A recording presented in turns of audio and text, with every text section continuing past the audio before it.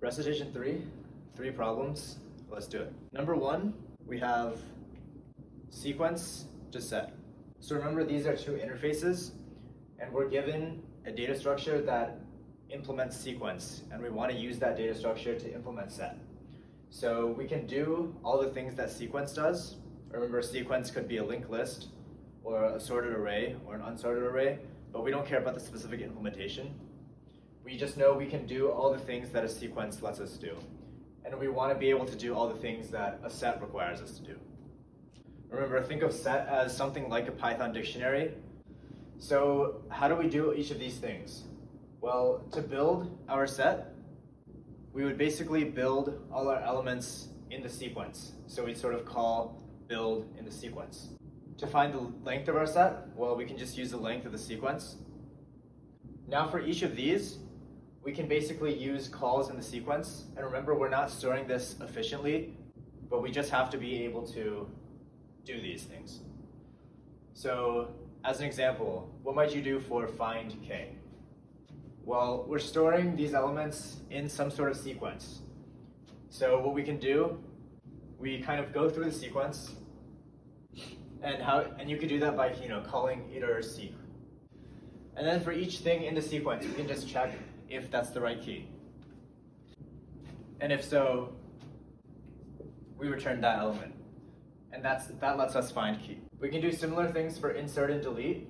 To delete by key, we scan through the sequence to see if something matches that key, and if so, we delete it from the sequence. And similarly for insert.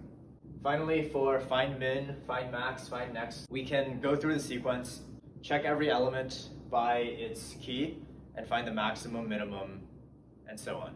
Since we're going through the whole sequence, these are going to take probably O of n time, so it's not very efficient, but it will get the job done.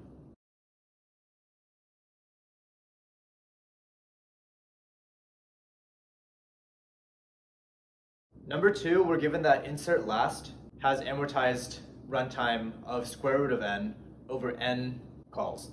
Remember, in array doubling, we had insert of last was amortized constant time over n calls. It took at most O of n total steps or operations. So this is some other implementation of insert last, which has a different amortized runtime.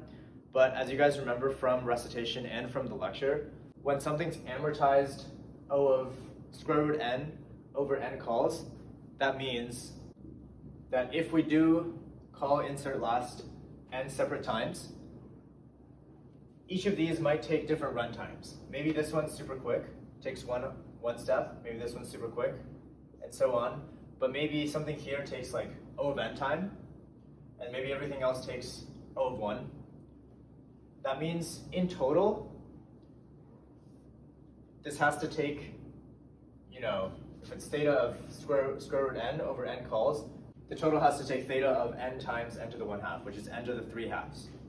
So in this case, our sum is n, so this is not actually valid. But maybe something like this might be the runtime. Everything takes constant time, but one of these calls takes n to the 3/2 time. This is just an example distribution, which is possible, but it could also be something like this, right? It doesn't necessarily have to be unevenly distributed at all. It could just be that every call takes O of n to the 1/2 time, which means that amortized is also n to the 1/2 time. So the question is asking us for the worst case single call runtime. So if it was distributed like this, the worst case single call runtime would be n to the 3/2. And if it was distributed like this, the worst case single runtime might be n to the 1/2. What do we know about the worst case? Well, since the total is n times n to the 1/2, which is n to the 3/2, then the worst case single call can't be more than that. So we know it's at most n to the 3/2. Now, at best, it has to be square root n, right? Because that's the amortized time. If every call took less than square root n time, then the amortized time would be smaller than that too. So we bounded it between square root n and n to the 3/2, based on if it's distributed evenly or if it's distributed like really, really unevenly. So based on the options, B is correct because it's big omega of n to the 1/2, it has to be at least n to the 1/2, which makes A also correct. And C is incorrect. It's not O of n to the 1/2 because in this case, for example, the most extreme case, the worst case single call will be n to the 3/2, which is more than n to the 1/2. This is pretty brief because we went over this a lot in recitation, but hopefully this makes sense.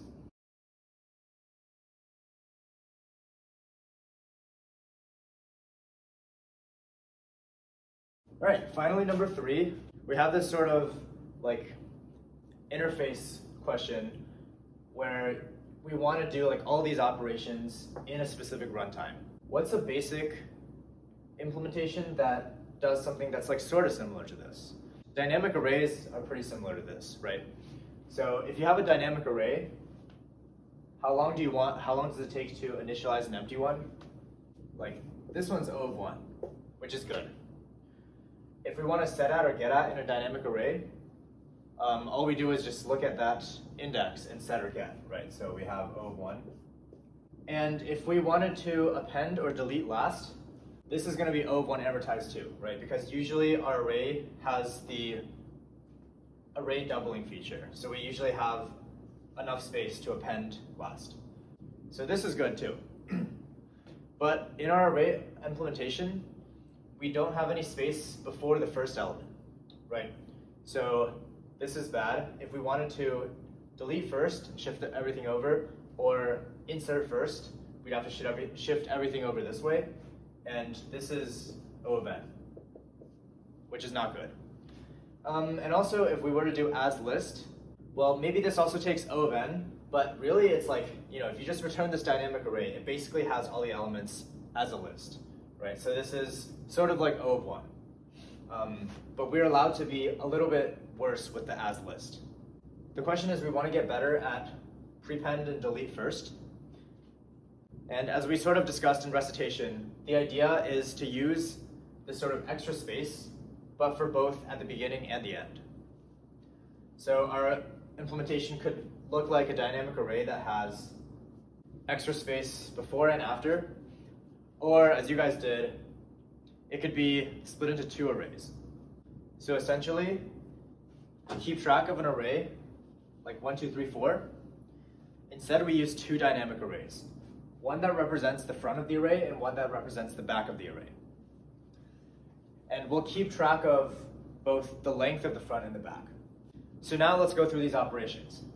If we want to initialize an empty one, we just have 2 empty fronts and backs with length 0.